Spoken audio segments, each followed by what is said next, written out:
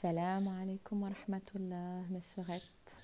Voilà, je reviens vers vous ce soir, Inch'Allah. J'espère que vous avez fait votre prière de Maghreb. Et donc, on va attaquer le sujet. Les âmes qui s'attirent. Ici, dans la sourate, on a les âmes, les anges qui arrachent les âmes.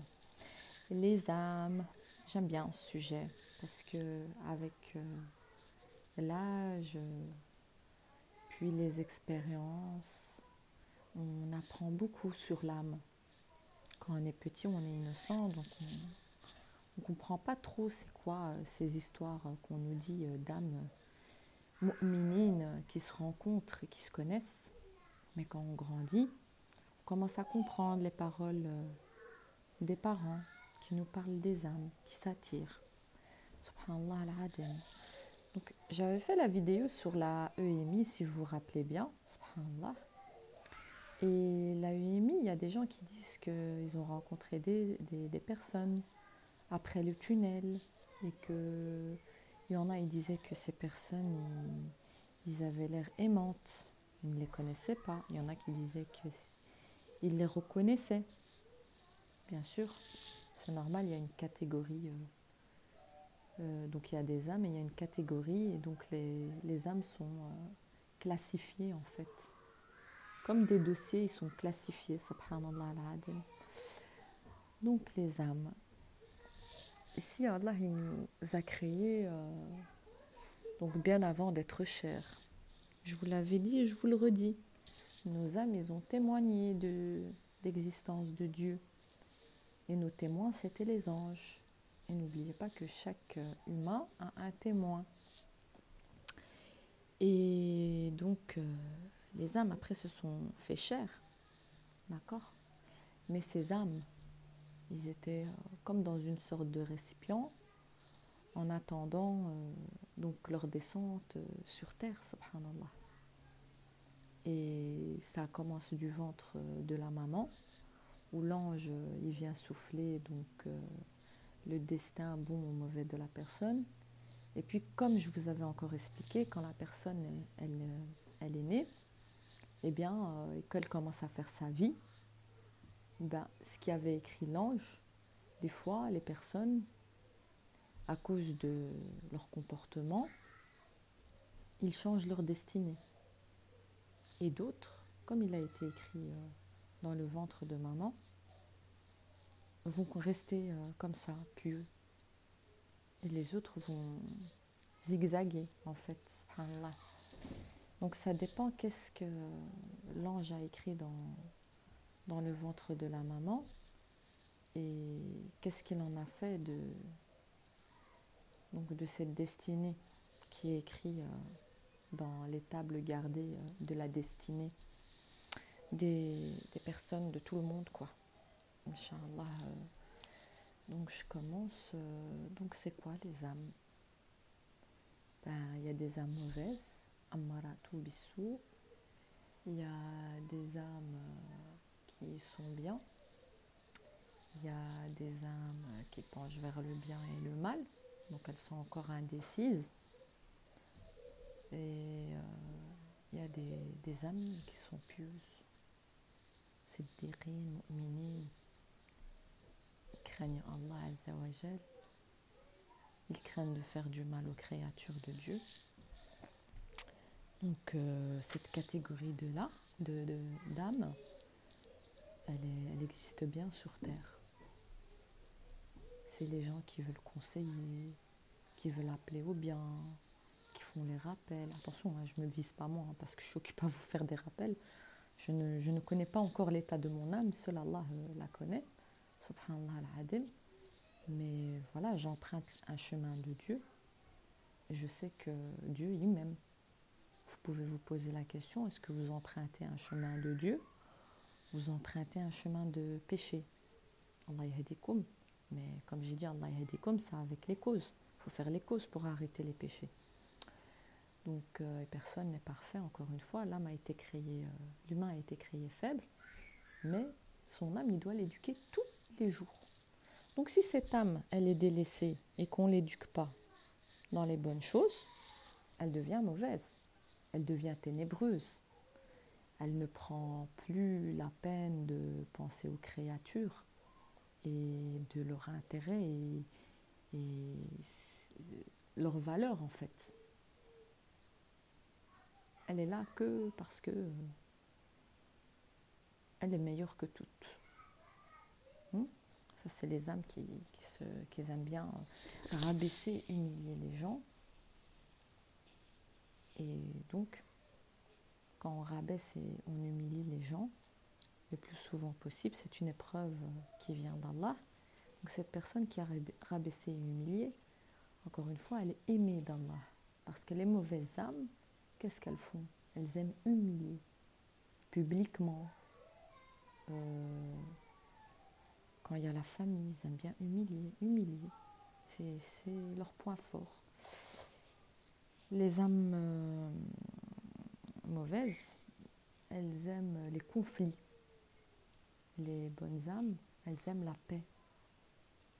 Donc quand elles voient des conflits, elles ne savent pas comment régler ça. Parce qu'elles sont choquées en fait. Leur âme n'est pas habituée à ça. Elle est habituée à la paix, à l'amour, au dialogue, à la sociabilité. Voilà, sourire à tout le monde. Pas d'arrogance, pas d'orgueil, encore une fois. Les bonnes âmes sont comme ça, ils ont un grand cœur. Et elles se reconnaissent entre elles en fait. On n'a même pas besoin de se dire « Ah, moi mon âme elle est bien » ou « Ah, moi mon âme elle est mauvaise » et tout. En fait, il faut voir avec qui vous vous entendez et sur quoi vous vous entendez. Et quand c'est spiritualité, religion, rappel, que vous ne discutez pas des choses futiles, que vous aimez Allah et que vous parlez d'Allah, voilà, c'est la catégorie des gens qui cherchent le visage d'Allah. Allahumma inni as'aluka nadratu wajhak ya Allah. Allahumma amin, je vous le souhaite aussi, Inch'Allah. Donc voilà. Donc maintenant, les âmes sœurs, les amoureux, les amoureuses. Le prophète sallallahu alayhi wa sallam dit que les amoureux se marient. Mais des fois, voilà, ils se marient, ils étaient amoureux, mais avec le temps, ils vont se rendre compte qu'ils ne sont pas au même stade spirituel, au même degré de religion. Voilà, que leurs âmes ne sont pas au même niveau, en fait, subhanallah. Ça ne veut pas pour autant dire qu'elles sont mauvaises, mais comme je vous ai dit, pour savoir si une âme elle est mauvaise, il faut voir comment elle se comporte avec vous, autour de vous. Et même si elle demande pardon une fois, deux fois, trois fois, on est pardonneur. L'humain qui n'est pas mauvais, il pardonne. Mais quand c'est répétitif, on se pose la question si ces âmes-là n'aiment pas jouer avec les âmes bonnes en fait, les âmes gentilles, les âmes trop gentilles, les âmes sensibles. Donc ça s'appelle aussi des âmes manipulatrices. Donc il y a des catégories d'âmes, subhanallah, et les plus mauvaises des âmes, c'est celles qui suggèrent donc à l'humain de faire du mal. Voilà. Donc les âmes sœurs, ça existe. Le Coran en parle. Mais encore une fois, les croyants et les croyantes ne seront rassemblés qu'entre eux. Allah a dit, n'épousez pas un associateur ou une associatrice si vous croyez en Allah, sinon vous vivrez des peines et des douleurs. Et le seul moyen de vous en sortir, ça sera le repentir et de revenir en avant. Allah demande de ne pas épouser le fornicateur ou la fornicatrice à une personne donc qui n'a pas commis la fornication, donc une personne, un homme ou une femme qui n'ont pas transgressé la limite. Ben, Allah a dit même si ces deux-là se marient, il n'y aura jamais de stabilité. Parce que ces âmes-là, en fait, ne sont pas faites pour être ensemble, dû au degré du péché que l'un a commis. Ça ne veut pas dire que la personne là, elle est imparfaite ou qu'elle est mauvaise. Ça veut juste dire que la personne, elle a commis le détestable et que l'autre âme n'a pas commis le détestable et qui ne sont pas encore une fois sur le même niveau spirituel et qui fait que l'une devance l'autre et que ces âmes vont commencer à se repousser. Parce que ces âmes-là, ils vont dire, moi, je n'ai pas fait cette désobéissance à Allah Azza wa Jal, mais toi, tu l'as commis. Mais dans le monde de le bazar, c'est comme ça. Quand les âmes, elles se rencontrent, d'accord, il y a examen. Les âmes se connaissent. Et les autres se repoussent. Donc elles se voient, ah, oh non, c'est pas lui, ah. Et voilà, elle tracer son chemin, en fait. Dû au degré de péché qu'a commis donc la personne. Et donc, il y aura toujours une discordance dans cette relation. Parce que Allah dit, une mu'mina, elle ne peut pas épouser un fornicateur ou une associatrice. D'accord? Donc, ça aussi, mais ces personnes qui ont commis la chose avant le mariage, homme ou femme, ils peuvent devenir meilleurs, mais ils doivent faire les causes. Et à ce moment-là, ils trouveront leur âme qui va avec eux. Mais si maintenant ils sont mariés avec une personne qui est pieuse et qu'eux, le repentir, il ne s'est pas fait 100%, Dieu ne peut pas mettre de la baraka dans ce couple, puisqu'il y a un décalage, on va dire carrément un décalage horaire. Et donc, voilà. C'est la réalité de la chose.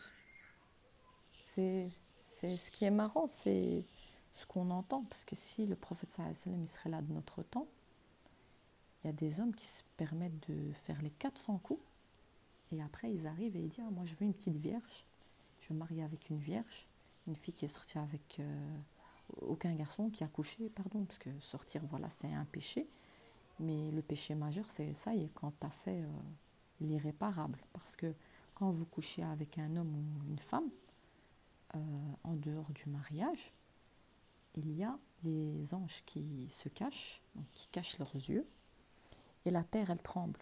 Donc, subhanallah.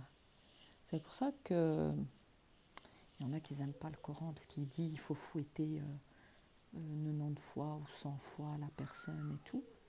Mais en fait, au temps d'avant, c'est pas comme le temps de maintenant. Ben maintenant aussi, ils se moquent aussi des filles. Est-ce que vous aimeriez bien qu'on se moque de vos sœurs? Franchement. Il y en a, hop, par exemple, ils vont envoyer un texto à une fille, la fille, elle va tomber hyper amoureuse. Dans sa naïveté, qu'est-ce qu'elle va faire avec le temps? Elle va coucher avec le type. Une fois qu'il aura eu ce qu'il veut, il va la quitter. On est d'accord qu'il y en a bien qui ont eu des dépressions et qu'ils ont fini suicidaires. C'est vrai ou pas? À cause d'un type.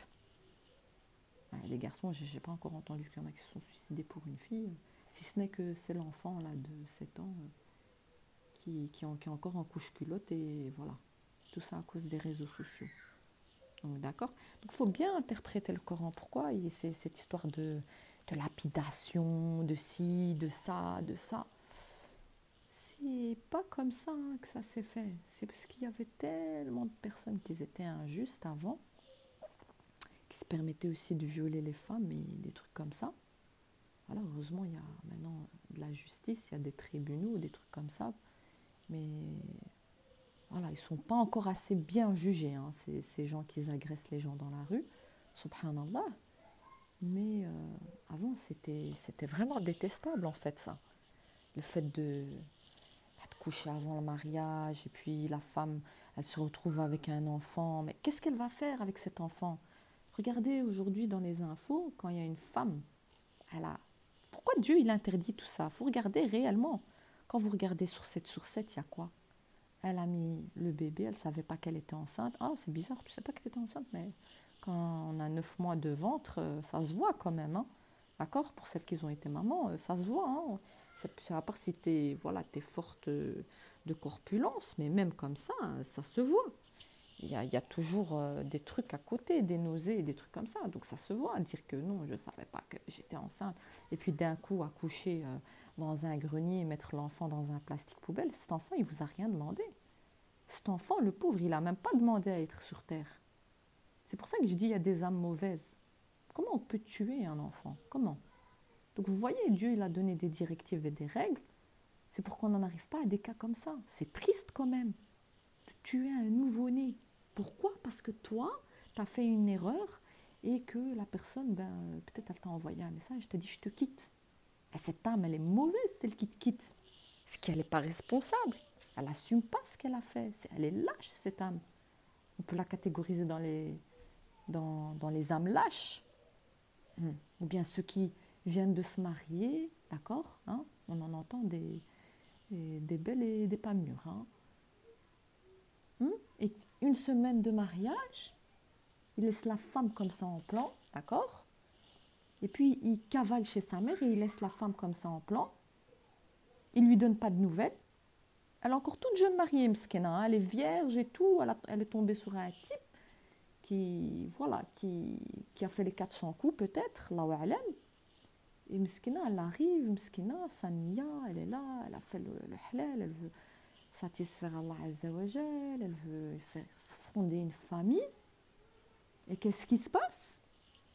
Ah, dites-moi, il cavale chez sa mère. Il la laisse 1 mois, ou 2 mois, ou 1 an. Ah, je sais pas, il y en a plein des histoires comme ça. Franchement, mettez-vous à la place de la personne là. Est-ce que dans votre tête, vous pensez que directement elle va vouloir divorcer? Miskina. Ou elle sera dans un effet de pétage de câble parce que son âme, elle ne l'accepte pas. Elle a une bonne âme, cette personne. Cette personne, elle s'est mariée, elle avait une bonne intention. Elle avait, à côté, elle voulait faire des actes à côté, subhanallah. Et on l'a réduit à un néant. En fait, on la tue vivante dès le début de son mariage. Et puis on lui dit, ouais, divorce. Vous pensez qu'elle va écouter les gens à ce moment-là? Ah non. Elle va faire tout son possible, parce que c'est une courageuse. Elle va faire son possible pour pas divorcer. Parce que je dis, mais qu'est-ce que j'ai fait? Pourquoi je dois divorcer, moi, après 1 semaine? Qu'est-ce que j'ai fait? Et puis après, il y en a qui... faut me dire en commentaire, hein, il y a des gens, chacun de leurs histoires, c'est du vécu. Et je pense que même avec le temps, et même si elles sont encore mariées dans leur couple, franchement, même si elles sont indulgentes et patientes et tolérantes et tout, subhanallah, ça travaille dans leur cerveau. C'est ce que je vous ai dit. On arrive à une relation toxique, c'est dur à effacer. Mais en plus, vous vous imaginez si le mari continue à être un tyran. Meskina. Ça fait beaucoup de dégâts quand même psychologiquement, on est d'accord. Donc là, on voit bien que l'âme, elle ne s'attire pas, là. Elle se repousse. Et elle va finir par détester cette âme. Donc c'est ça que je vous expliquais, subhanallah. Faites attention, vous avez vos enfants. Traitez bien vos épouses. Hein? Et vos époux, s'ils le méritent. Hein? Parce que s'ils ne vous traitent pas bien, il ne faut pas les traiter bien. Je suis désolée, vous avez des droits, ils ont des droits. Mais s'ils ne vous procurent pas vos droits, je ne vois pas pourquoi vous devrez leur procurer leurs droits. Et on n'est pas dans le machisme ici, ou je ne sais pas quoi, comme ils disent les... Enfin, moi, c'est le langage, je ne sais pas trop utiliser, mais bon. Macho, je pense qu'on dit, voilà, les machos, d'accord? Mesdames, réveillez-vous, d'accord? Donc, et alors, on en entend des histoires comme ça, et puis la belle famille qui va s'en mêler, bien sûr, c'est normal. Hein, et des fois, on ne sait pas comment s'en mêler, et on finit par s'en mêler, mais ça finit par devenir des guerres, et puis ça finit à cause de quoi? À cause de qui? À cause d'une seule personne, il y a eu tous ces problèmes. Et le problème, il vient où? De qui? De la femme ou de l'homme? C'est qui a abandonné qui? On entend ça aujourd'hui. Hein. On a même des hommes à 60 ans. Qu'est-ce qu'ils disent à leur femme? Oh, moi, il me faut une deuxième femme. Donc, le mec, il a eu 5 gosses, 6 gosses. Il te vient et il te dit, je veux une deuxième femme. Allez, vas-y, tape ta tête contre un mur, essaye de comprendre ça. Vous Comprenez? Vous pensez que ça, c'est notre religion? Nous croyons? C'est comme ça qu'on doit traiter nos épouses? Alors qu'Allah, il nous dit le bon comportement. C'est pour ça que, voilà, certains, ils font fuir les gens. Ils ne veulent pas rentrer dans l'islam. Mais attention, il ne faut pas regarder cela. Il faut regarder ce que Dieu il dit dans le Coran. Soyez bons, équitables, justes. Donc les belles familles, elles doivent être équitables et justes. D'accord? Aujourd'hui, dans les tribunaux, qu'est-ce qu'on voit? On voit que ça s'arrache les cheveux, ça se frappe. Mais c'est quoi ça? On est où? On est des animaux, nous? Pour se rabaisser à ça? Oui, on est arrivé à ça, de traiter l'humain comme ça, subhanallah. Ah oui, mais c'est à cause de qui tout ça? Hein? C'est le gars ou la fille? C'est à vous de réfléchir dans ce petit audio que je vous fais pour que vous compreniez la différence entre les âmes. Donc, cette personne qui subit des choses comme ça, ah puis il y en a beaucoup qui finissent par abandonner comme ça d'un coup, celles qui viennent de marier. Ah non, non, non, mais j'arrive. Hein. Il y a aussi les soi-disant mariages islamiques. Il faut arrêter avec ça. Hein. Ah oui, je vais en parler de ça. C'est triste, j'en entends des histoires comme ça aussi. Alors, mesdames les converties, s'il vous plaît, arrêtez d'aller vous marier à la mosquée. Vous voulez vous marier? À la mairie. Il ne veut pas? Ciao. Au revoir. Bon vent. Qu'est-ce qu'il vous dit, Dieu? Donnez-vous de la valeur, mesdames, de l'importance. Lui, là, le petit guignol, là, tu crois qu'il craint Dieu? Parce que s'il craignait Dieu, il ne va pas venir te marier à la mosquée. Et demain, il te dit au revoir, ou dans une semaine. D'accord? Après, ça insulte les chiites, parce que les chiites, ils se marient et après, ils divorcent après 1 mois. Mais, s'il vous plaît, il faut arrêter. Hein. Oui, oui, oui, je parle de vous. Hein. Là, qui jouez sur les sœurs, là. La roue, elle tourne. Hein. Comme vous jouez sur les sœurs, on jouera sur vos familles aussi. Hein. Sur vos sœurs aussi. Hein. Attention. Ça, c'est la justice d'Allah, c'est même pas la mienne. C'est boomerang, direct. Il faut arrêter de jouer sur les gens. D'accord? Hein? On interpelle dans tout, subhanallah. Maintenant, voilà, je fais des rappels par rapport à ça. Inch'Allah, moi maintenant, je ne peux pas faire des rappels dans la mosquée. Mais voilà, je suis occupée à faire ma séance islamique, Inch'Allah.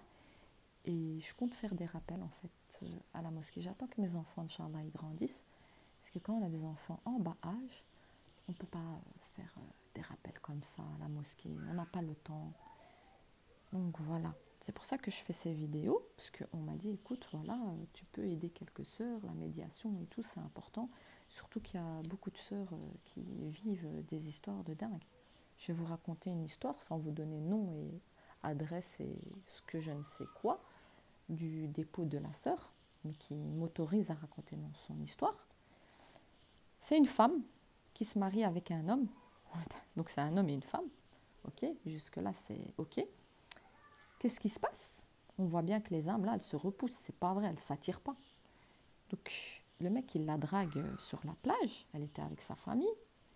Il la demande en mariage. Donc là, c'est fait dans les choses licites. Hein. C'est pas dans le haram, ils sont sortis ensemble ou pas. Hein. Ah non, non. Hein. Là, c'est vraiment fait dans les choses, comme il dit Allah Azza wa Jal, c'est fait vraiment dans les règles islamiques. Je vous explique. Donc il la demande après. Donc ils apprennent à se connaître et tout. Ils se voient pas. Hein. Donc, lui, il est ici en Belgique. Elle est là-bas au Maroc. D'accord? Après 1 an de discussion, de tafahoum et un mahram à côté d'elle qui était son père, quand c'était le moment de la discussion ou de la vidéo et de l'audio. Ah ouais, regardez les chacals. Hein. Ah ouais, c'est pas, on généralise pas tous les hommes, mes sœurs, hein, mais attention, hein, il y a des chacals. Hein. C'est comme ce que je vous disais, hein, subhanallah, se marier et abandonner sa femme. Comme ça fait beaucoup de dégâts dans le cerveau de la personne. Hein. Mais ça, c'est encore pire.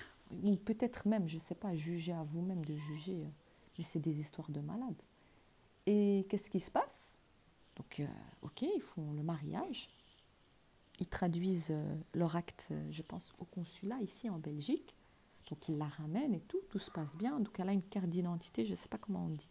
C'est carte d'identité sur sa carte d'identité, parce que comme j'ai été aux préventions avec elle de femmes battues, c'était écrit B, si je ne me trompe pas. Subhanallah.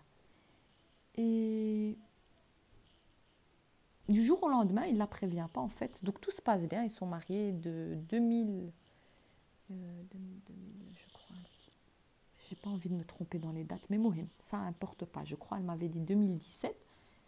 Et 2022, monsieur lui envoie un acte de divorce.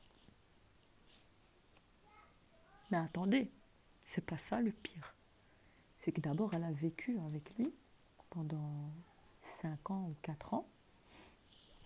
Et que ces 5 ans et 4 ans, il lui dit « Ah, ben écoute, c'est les congés, on va descendre au Maroc, t'as pas vu ta famille depuis longtemps. Moi, je vais prendre un petit congé. Est-ce que ça te dit que je te dépose chez ta famille ?» Regardez le chacal, hein, mauvaise âme. Je vais te déposer chez ta famille et tout, tu profites et tout. Mskina, elle nie, hein, comme elle n'a pas vu sa famille depuis longtemps, vous savez bien, les gens de l'Arabia et tout. Donc, Mskina, elle est contente, elle dit ok, lui il descend, lui il est de Tanger, il descend, et là il lui envoie le divorce. Son père, sa mère, choquée, chez eux, il n'y a pas ça, les aidas de divorce, des trucs comme ça. C'est pas possible. Elle n'a rien fait, Mskina. Il n'y a pas eu de conflit, il n'y a rien eu. Et puis, hein, quand elle l'appelle, il l'a bloqué.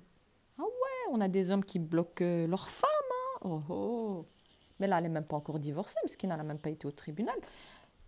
Et qu'est-ce qu'il fait? Il va la bloquer. La bloquer. Heureusement, le père, il va l'appeler et tout.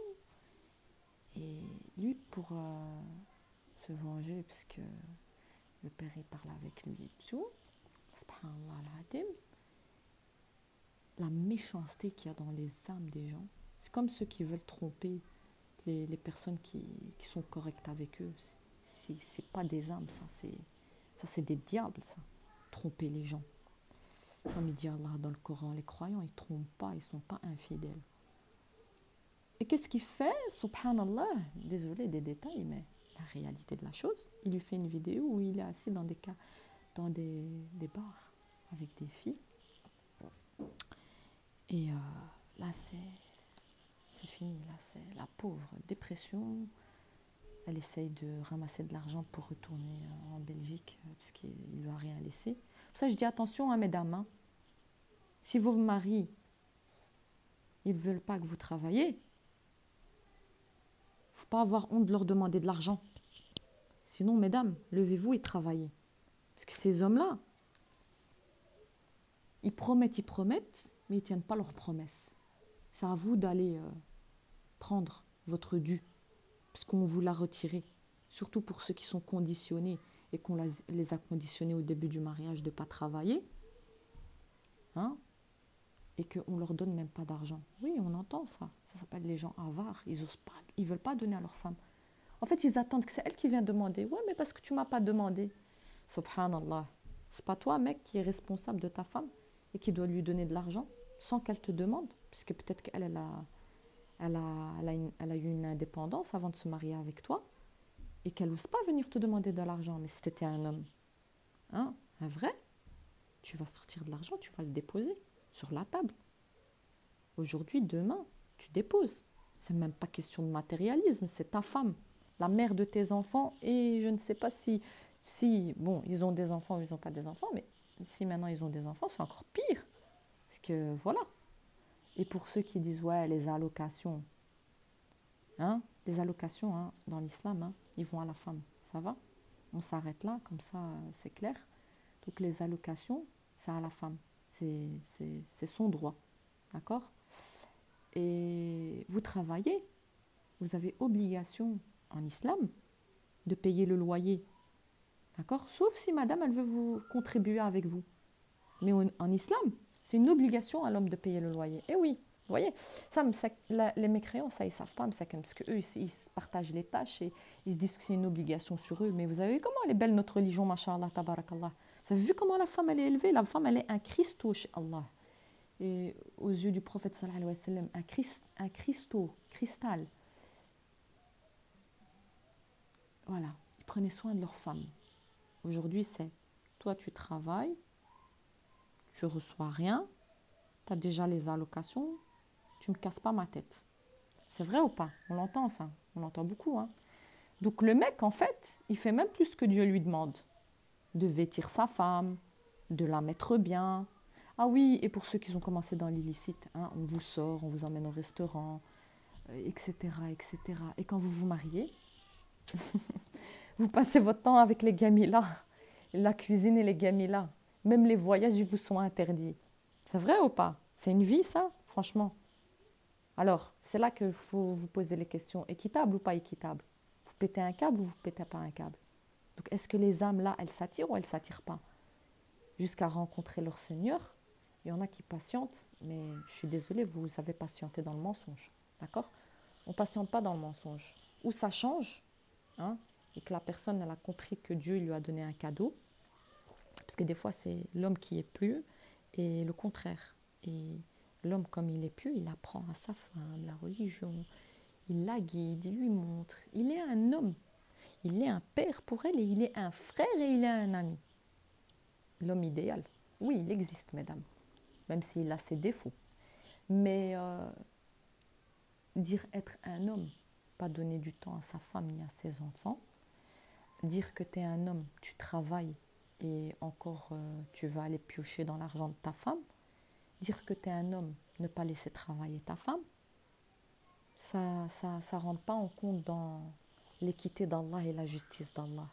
Il faut savoir où tu entretiens bien ta femme. C'est pour ça qu'on entend aujourd'hui, moi, j'ai pas besoin de mari. Moi, j'ai besoin de quelqu'un qui m'entretient. C'est normal, chez maman, tu étais entretenue. Et il y en a, ils ont travaillé. Comme moi, j'ai travaillé, alhamdoulilah. Et je dépendais de personne. Que de Allah Azza wa Jal. Voilà. Je sais qu'Allah, il me donnait ma subsistance. C'est pour ça que je vous dis, il ne faut pas vous rabaisser à ça. Il faut vous réveiller. Voilà, l'homme, il n'est pas, c'est pas votre père. Il doit être protecteur comme votre père, mais ce n'est pas votre père pour commencer à vous manipuler ou vous traiter comme un objet. D'accord? Vous méritez respect. Vous méritez respect, mesdames.